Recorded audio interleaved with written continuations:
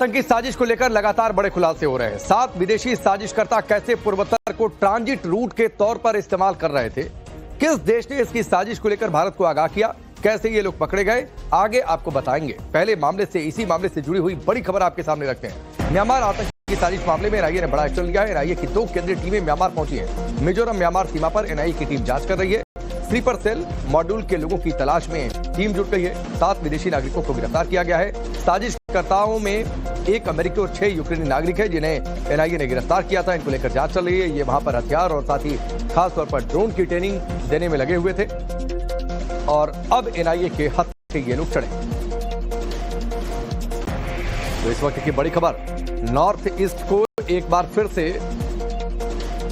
Destabilise करने की कोशिश और उसके लिए एक बड़ी साजिश रची जा रही थी, जिसे कहते हैं एनआईए ने भांप लिया, पकड़ लिया।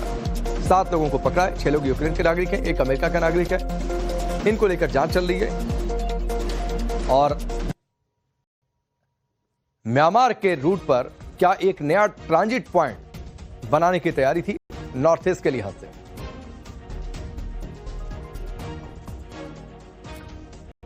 आतंकी साजिश को लेकर जांच एजेंसियों ने बड़ा खुलासा किया है।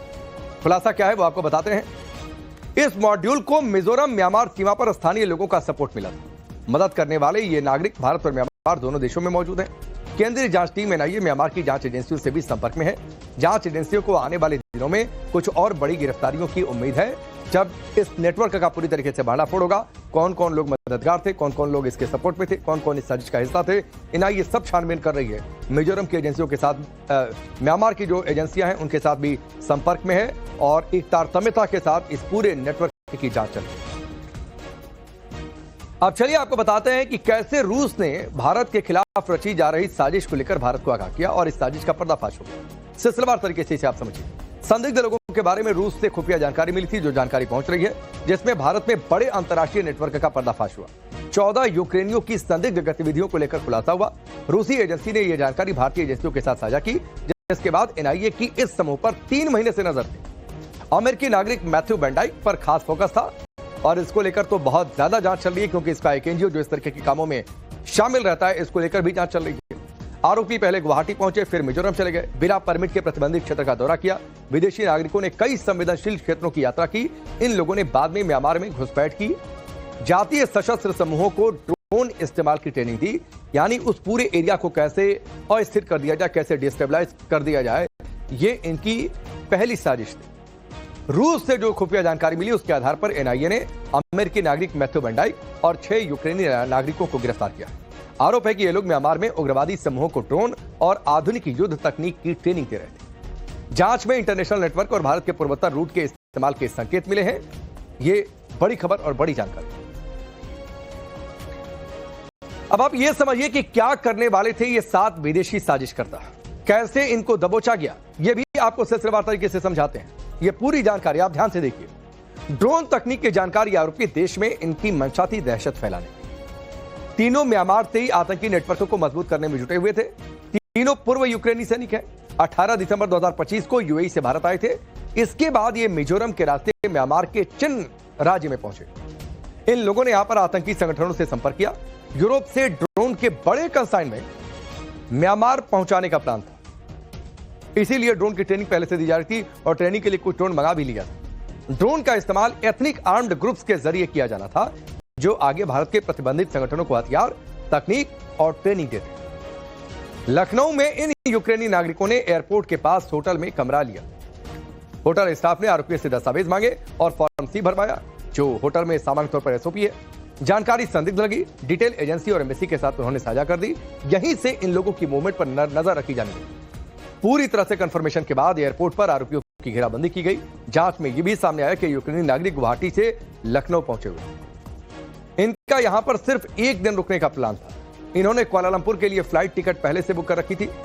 इमिग्रेशन विभाग की सूचना पर जैसे ही एयरपोर्ट पहुंचे इन्हें रोक लिया गया। पूछताछ में इनकी गतिविधियों को संदिग्ध पाया गया और इसके बाद इन्हें हिरासत में ले लिया गया। एनआईए ने यूक्रेनी नागरिकों के खिलाफ यूएपीए की धारा 18 के तहत केस दर्ज किया है। इन पर भारत के खिलाफ साजिश रचने, आतंकी गतिविधियों को बढ़ावा देने का आरोप है। एनआईए ने अमेरिकी नागरिक मैथ्यू वेंडाइक को कोलकाता एयरपोर्ट से गिरफ्तार किया है। मैथ्यू म्यांमार में उग्रवादियों को हथियार और ट्रेनिंग देने में सक्रिय भूमिका निभा रहा है। अब अनुज मिश्रा हमारे साथ जुड़ चुके हैं, सीधे उनका रुख करते हैं। अनुज, दो बातें हैं। एक तो जो अभी तक जानकारी सामने आई है, जो ट्रेल सामने आया है, इसमें क्या सबसे महत्वपूर्ण है? और दूसरी बात, मैथ्यू वैन डाइक जो अमेरिकी नागरिक, इसको बहुत सारे लोगों से बातचीत हुई, उन्होंने कहा इसका एक एनजीओ भी जांच के दायरे में है। इसको लेकर क्या कोई जानकारी है आपके पास?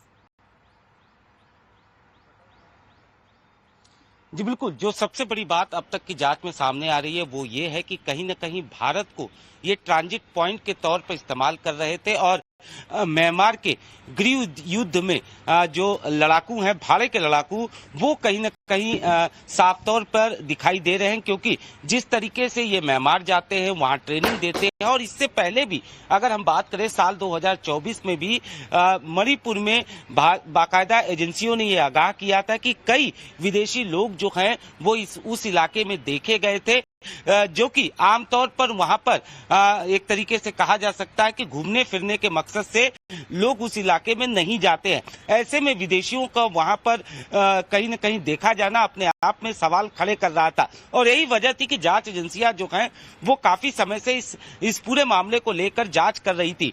लेकिन जैसे ही इंफॉर्मेशन मिलती है, खासतौर पर यूक्रेन के नागरिकों को लेकर, उसके बाद इस पूरे मामले की जांच तेज की जाती है और उसके बाद इस पूरे मामले में गिरफ्तारियां की जाती है।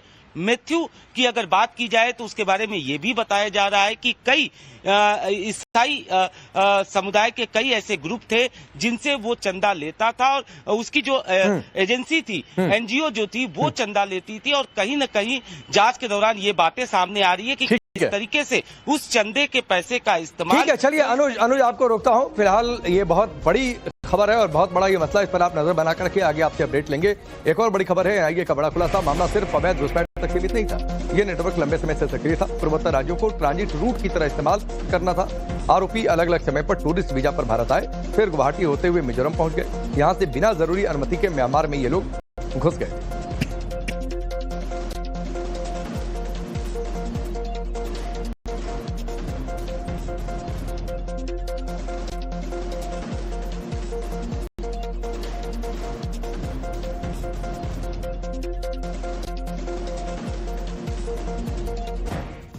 चलिए आगे बढ़ते हैं, वक्त हो गया अभी तक की 100 बड़ी खबरों पर नजर डालें।